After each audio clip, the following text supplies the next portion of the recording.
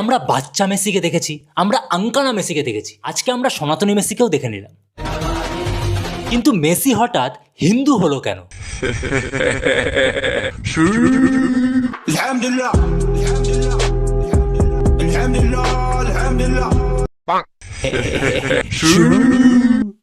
বলছি শোনো, এই দুটো মাল সারা জীবন কম্পিটিশন করে যায়। 14 বছর ধরে ফুটবলে কম্পিটিশন করেছে, এখন মারা বুড়ো হচ্ছে, বয়সকালে কি করে মানুষ ধর্মকর্ম করে। শেষ বয়সটা এই দুটো মাল মিলে ধর্মে কম্পিটিশন করবে ইনশাআল্লাহ। হাই ফোকস, বসছে পাওয়া বলছি। আজকের ভিডিওতে তোমাদের দেখাবো আমাদের দেশের দোচনা ভিআইপি কালচার। তুমি গরিব মরা পশু, ভিআইপিরা হলো ভালচার। আমাদের দেশের পলিটিশিয়ানরা, বিজনেসম্যানরা, মাফিয়ারা, সেলিব্রিটিরা সব শেষ করে দেবে। আরাভাল্লি রেঞ্জের কথা তো শুনেইছো। আমাদের দেশের হিমালয়ান রেঞ্জ মাত্র 5 কোটি বছর পুরনো, কিন্তু আরাভাল্লি রেঞ্জ 200 কোটি বছর পুরনো। সেখানে মনে হয় সোনা টোনার সন্ধান পেয়েছে ব্যাস। সব বিজনেসম্যান, মাফিয়া, পলিটিশিয়ান সবাই মিলে এখন আরাভাল্লি রেঞ্জকে কেটে শেষ করবে। এরপরে আর কি, দিল্লিতে যে পলিউশনটা হচ্ছে মানে এখন ধোয়া দেখছো, এরপরে আমরা বালি দেখতে পাবে। এখন ঠিক করেছি 1-2 দিন অন্তরে ভিডিও আসবে, লাইক করে দিও আর সাবস্ক্রাইবটা করে রাখো, নাহলে কিন্তু নোটিফিকেশন পৌঁছাবে না। ये सब एक आम श्रद्धालु भक्त हैं जो भीड़ का हिस्सा हैं, घंटों की मेहनत मशक्कत के बाद वहां तक पहुंचते हैं। लेकिन এই হচ্ছে মন্দিরের ভিআইপি কালচার। জাস্ট তুমি মানে ভিআইপি নও বলে, মানে একটু গরিব বলে ভগবানের সামনে দিয়ে তোমাকে ধাক্কা মেরে সরিয়ে দেওয়া হচ্ছে। আর পাশে দেখো দোচনা ভিআইপিদের দেখো, ভগবান যেন ওদেরকে এক্সট্রা আশীর্বাদ দেবে। আমাদের এখানে এমন কালচার, যে দেশে মন্দিরে ভিআইপি কালচার চলে, সে দেশে তুমি মেসির সাথে ছবি তুলবে। হিসাব বোঝো না, দুধু খাও। মেসি তো গরিব নয়, সে একটা বিশাল বড় আইকন। সে গরু কাটার ছবি তোলে, গরু খায়, কিন্তু সে মন্দিরে গিয়ে রণবীর কাপুর তো গরিব নয়, সে বিফ খেতে ভালোবাসে আর ইন্টারভিউতে বলে I'm a more mutton, paya, beef. Red meat. Yeah. I'm a big beef guy. Duck. He is a big beef গায়। আর রামের চরিত্রে অ্যাক্টিংও করবে। আসলে রণবীর কাপুর তো গরিব নয়, কিন্তু তুমি যদি আমাদের দেশে গরিব হও, জাস্ট একটা চিকেন প্যাটিস। ভগবান, আল্লাহ, জিজাস যে নামই দাও না কেন, মানুষ কিন্তু শুধু পাওয়ারের পুজো করে, পাওয়ার। আর পৃথিবীর একমাত্র পাওয়ার হচ্ছে মানি, টাকা। আর আমরা পাওয়ারের পুজো করি এই জন্য, কারণ আমরা খুব ভীতু, ইনসিকিউর। ভগবান, আল্লাহ, গড, তাদের বাড়ি দেখো। আর এই ভগবান, আল্লাহ, গডকে নিয়ে যারা মাতামাতি করে, যারা একে অপরের সাথে মারপিট করে, তাদের ঘর দেখো। এদের কোনো সেলফ রেসপেক্ট নেই। কি করা যাবে? মানুষের মন থেকে যেদিন সব ভয় কেটে যাবে, সেদিন সব ধর্ম। মেসির এই ইন্ডিয়া ট্যুরের মাধ্যমে আমাদের দেশের এই ভিআইপি কালচারটাকে আজকে তোমার সামনে এক্সপোজ করব। প্রথমে আসি মেসির কলকাতা ট্যুরে। ছোট লোক আর ছোট লোকেস্ট। তোমরা আর নতুন কোন বিশেষণ দিতে চাও কমেন্ট করে জানিও এই মালগুলোকে। মেসির গায়ের ওপর উঠে ছবি তোলার চেষ্টা, এখানেই কিন্তু এরা ক্ষান্ত হয়নি, শান্ত হয়নি। এরপর একটা নিউজ এলো, মেসিকে পিছন থেকে ভিড়ের ভেতর পেনের খোঁচা। ভাই পেন দিয়ে পেছনে খোঁচা মেরেছে, ভাবো না। মানে বাঙালির এমনিতেও খোঁচা মারার স্বভাব আছে, তাই বলে একটা ইন্টারন্যাশনাল আইকনকে খোঁচা মারবি? মেসি মাত্র 15 মিনিট কলকাতায় থাকতে পারলো না, আর আমরা এখানে বছর পর বছর কাটিয়ে দিচ্ছি। ভাই আসল গোট তো মানে আমরা, আর বাকি এই দুজন। বর্ণনন্দন, নিরক্ষরদচা, অশিক্ষিত, বাদরাচ্চা, বন মানুষ, মানে না আমি এটা ওদেরকে বলছি না, এরকম পৃথিবীতে বিরাজ করে। কিন্তু আমাদের এখানে যেখানকার ভিআইপিরাই বাদর, সেখানকার জনগণ কিরকম হবে? ভাই সেদিন যা হলো, ফুল সেই বাংলাদেশের ভাইস পেয়েছিলাম, সেই ভাঙচুর, চুরি, মনে আছে? এরপর শুনছিলাম এই ক্রিসমাসে নাকি সানি লিওনি আমাদের কলকাতায় আসছে। Hi Calcutta, I'm Sunny Leone and I have some exciting news for you. On 24th December, I'm coming to the City of Joy. Please কলকাতায় আসবেন না। এরপর সবাই গোল পোস্টে উঠে একটা রেলা নিয়ে, একটা অরা নিয়ে, একটা অডাসিটি নিয়ে এখানে করাপশন চলে।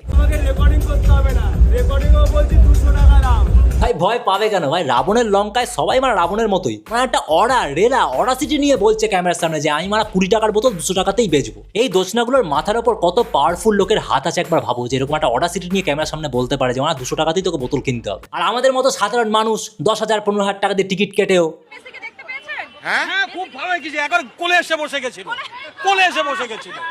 শুভশ্রী দি, লেডি সুপারস্টার, এই নগণ্য মেসির সাথে ছবি তুলেছে বলে সবাই ট্রোল করছো তোমরা। আর এই ট্রোলের জন্য রাজ চক্রবর্তী সবার নামে এফআইআর করে দিয়েছে। এফআইআর করলাম একজন নারীকে যেভাবে কুৎসা এবং নোংরা ইঙ্গিত এবং তার শারীরিক গঠন, মেয়েদের টোন টিটকারি করা, কুৎসা করা, এসব ভুলভাল ইঙ্গিত করা, এসব রাজদা একদম পছন্দ করেন না। এসব দেখলেই রাজদা, আমার তার ক্ষমতা থাকলে আমার সামনে এসে দাঁড়াক, আমি তার জিভ চোখ দুটোই তুলে নিতে পারি। আমি রাজদার মুভির খুব বড় ফ্যান। রাজদার একটা মুভি ছিল প্রেম আমার। সেই প্রেম আমার একটা সিন দেখেছিলাম, যেখানে পাড়ার রকে বসে কিছু ছেলে এরকম ক্যামেরা ক্যারাম খেলছিল আর ওদের সামনে দিয়ে স্কুল ফেরত কিছু মেয়ে সামনে দিয়ে যাচ্ছিল। হঠাৎ করে একটা ছেলে বলে উঠলো, তুমি নন্দিনী আগে তো দেখিনি। এটা রাজদা শুট করেনি। আমি লিখে দিতে পারি এটা রাজদা শুট করেনি, কারণ রাজদা তো এরকম টোনটিটকিরি মারা দেখলেই আমি তার জিভ চোখ দুটোই তুলে নিতে পারি। এই প্রেমা মুভিতে এই কাম বলে একটা ক্যারেক্টার, সে কল টিপে টিউবওয়েল টিপে টিপে জল নিচ্ছিল। সেই সময় নাইটি পড়া একটা বৌদি এলো, আর নাইটি পড়া বৌদিকে দেখেই এই কাম কেমন একটা যেন, এটাও রাজদা শুট করেনি। আমি লিখে দিতে পারি, কারণ রাজদা এইসব জিনিস দেখলেই, মানে এই যে ছেলেরা ইঙ্গিত করছে ভুলভাল, এসব দেখলেই তো রাজদা। আমি তার জিভ চোখ দুটোই তুলে নিতে পারি। বীরভূমের একটা মন্ত্রী রাত্রেবেলা হঠাৎ করে সুরাটুরা টেনে একটা পুলিশকে কল করে সেই পুলিশের মা বোন এক করে দিয়েছিল। রাজদা এর জিপটা কিন্তু ছেঁড়া এখনো বাকি আছে, ঠিক আছে। আর কলকাতা ল কলেজ, আরজিকর ওই কেসেও যারা যারা জড়িত তাদেরও জিপটা কিন্তু কাটা পেন্ডিং। এই শীতকালে এই ঠোঁট ফাটতে শুরু করে, এই ফাটা ঠোঁটে কি তোমরা চুমু নেবে? যাই হোক, তোমরা তো আমাকে এতই ভালোবাসো, আমি যাই দিয়ে নিয়ে নাও, আসো আসো। রক্ত লাগানি তো। আমাদের এই অরাজকতার রাজ্য ছেড়ে এরপরে মেসি তেলেঙ্গানা যায়। আমাদের এক্সপেকটেশন এমনই ছিল যে মানে আমাদের রাজ্যে যা হাল দেখেছি মেসি আসার পর, সেই পার্সপেক্টিভে হায়দ্রাবাদের অনুষ্ঠানটা আমাদের ভালো লাগতে শুরু করেছিল। ভাবো, তেলেঙ্গানার চিফ মিনিস্টার রেভান্ত রেড্ডির ফুটবল খেলা দেখে বোঝাই যাচ্ছিল যে আমাদের দেশের ফুটবলের অবস্থা কতটা সঙ্গীন।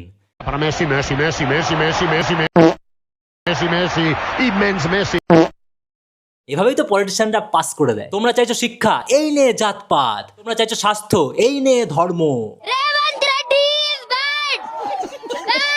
এই হচ্ছে সেই ছোট্ট বাচ্চারা যে বলেছিল রাজা তুই তো ল্যাংটো। তাও হায়দ্রাবাদের লোকজন সিভিক সেন্স মেনে সবাই চুপচাপ বসেছিল, মানে চুপচাপ বসেছিল বলতে স্টেডিয়ামে নেমে আসেনি। আর মেসির সামনে ওখানে কিন্তু পেনাল্টি শুট আউটও হয়েছে।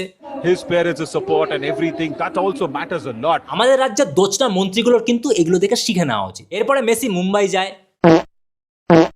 এই হচ্ছে মহারাষ্ট্রের চিফ মিনিস্টারের বউ, যে নিজের ভিআইপি হওয়ার সুবাদে মানে ওটাকে মিসইউজ করে 3 বার মেসির সাথে গিয়ে জোর করে ছবি তুললো, তাও আবার গরুর মতো জাবর কাটতে কাটতে।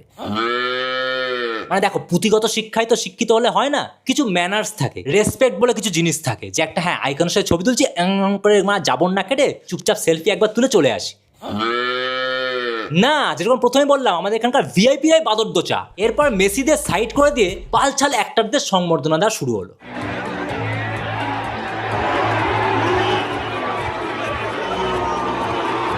এই দুটো মালকে সংবর্ধনা দেওয়ার মানে কি? মানে পুরো দেশের লোকের মানে দাঁত লাল করেছে বলে, মানে বলো যুবা কেসরির মানে ব্র্যান্ড অ্যাম্বাসেডার, এদেরকে সংবর্ধনা দেওয়া হচ্ছে মেসিদের সাইড করে রেখে। মানে অডাসিটিটা দেখো, যাকে আনা হয়েছে গেস্ট হিসেবে তাকেই সাইড করে দিয়ে, মানে যাকে লোকজন দেখতেছে তাকে সাইড করে দিয়ে এখানকার ভিআইপিরা গিয়ে যাকে তাকে বালছাল লোকজনকে মানে সংবর্ধনা দিচ্ছে। অবভিয়াসলি যারা ফুটবল ফ্যান তারা এই জিনিসগুলো দেখে বু করছিল। এরপর চিফ মিনিস্টার আসল অস্ত্রটা বার করলো। গণপতি বাপ্পা, গণপতি বাপ্পা। এটাই হচ্ছে আজকালকার দিনের আসল অস্ত্র। বুঝতে পারলে ধর্মটা কোন কাজে লাগানো হয়। মেসিকে এরপর বুদ্ধের বোধিসত্ত্বের পেন্টিং দেওয়া হলো, কিন্তু আমার অন্ধভক্ত বন্ধুগুলো বলছিল আচ্ছা ওরা তো অন্ধ, ওরা তো দেখতে পায় না। আমাদের দেশের বড় বড় বিজনেসম্যান, পলিটিশিয়ান, সেলিব্রিটিরা বাইরের দেশে যখন যায় বুদ্ধের নাম নেয় কেন? I come from India, the land of Buddha. অথবা বাইরের দেশ থেকে যারাই এখানে আসে তাদেরকে আমরা বুদ্ধের মূর্তি কেন দিই? আমার অন্ধভক্ত বন্ধুগুলো একটু হিস্ট্রি পড়তে বলছিলাম, আর কি করে পড়েও না, ওরা তো অন্ধ।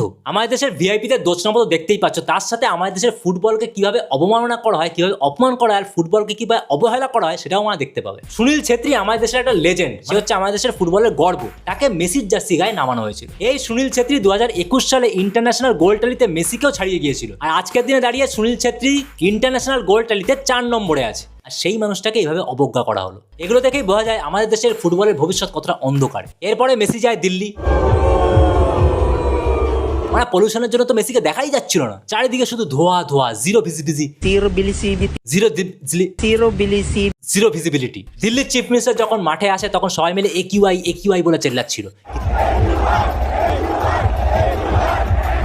কিন্তু কাকে বলছে সে তো নিজেই একিউআই মানে জানে না। AQI एक ऐसा आपका टेम्परेचर है आपको।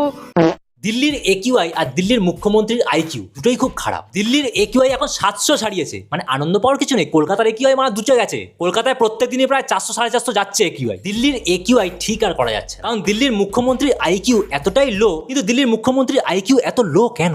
AQI एक ऐसा आपका टेम्परेचर है आप মেসি নিজের ইনস্টাতে একটা ভিডিও আপলোড করেছে এই যে ইন্ডিয়া ট্যুরের, সেখানে কিন্তু কলকাতার কিচ্ছু রাখেনি। না, তোমার লেডি সুপারস্টারও নেই। আমাদের জন্য কতটা লজ্জার সেটা যদি এখনো আমরা ফিল না করি, তাহলে আর কি বলবো, এরকমই থাকবো আমরা ছোট লোক। কলকাতা, তেলেঙ্গানা, মুম্বাই, দিল্লি সব জায়গার মন্ত্রীরা ভালো মতো এই মেসিকে ইউজ করার পর এরপরে মেসি যায় ভান্তারা। সব পলিটিশিয়ানদের বাপ, সব বিজনেসম্যানদের বাবা, পুরো দেশের ভিভিআইপিরও ভিভিআইপি আম্বানি। আমাদের এখানে ধনী আর গরিবের মধ্যে বৈষম্যটা দেখো। নর্মাল লোক মেসিকে দেখার জন্য ল্যাম্পপোস্টে উঠে, আর আম্বানি বলছে মেসি ভাই গ্রামে চলে আয় গ্রামে। আরে আমাদের গ্রামে প্রচুর বড় বড় ক্ষেত মাঠ, প্রচুর ফুটবল খেলবি আয়। তাহলে কি বুঝলে? তুমি বালচিত্র জীবনে পাওয়ারফুল হও, বালছাল ঝান্ডা মান্ডা ধরে না নেবে, পলিটিশিয়ানদের পেছন পেছন না ঘুরে নিজেকে ইমপ্রুভ করার চেষ্টা করো। ভিডিওটা ভালো লাগলে লাইক করো, শেয়ার করো, আর কমেন্ট করে একটু এই ভিআইপি গুলোকে একটু চেটে দিও ভালো করে। লাস্টে একটা কথাই বলবো, এইসব পলিটিশিয়ান ভিআইপি এদের কথা বাদ দাও, নিজের রাখো একটা ভিউ। পলিটিশিয়ান ভিআইপি এদের কথা বাদ দাও, নিজের রাখো একটা ভিউ। এদের কথায় যদি ঝান্ডা ধরো, লাইফটা পুরো